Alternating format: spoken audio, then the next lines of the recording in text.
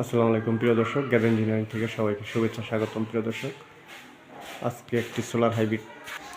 প্রিয় দর্শক, আজকে সেই কাঙ্ক্ষিত সোলার ইনভার্টার আমরা 3 kVA 2 ব্যাটারি সিস্টেম দিয়ে আর হচ্ছে প্রায় 3000 ওয়াট প্যানেল দিয়ে প্রিয় দর্শক আজকে একটি সোলার হাইব্রিড স্থাপন করলাম।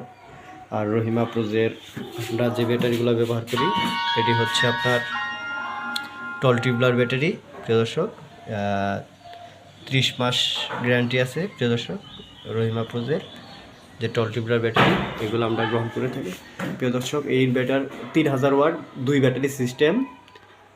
আপনি টোটাল ফ্যান চালাইতে পারবেন 16টা, লাইট চালাইতে পারবেন 15টা, আর ফ্রিজ তো সাথে আছেই, একটি হলো গিয়ে মোটর।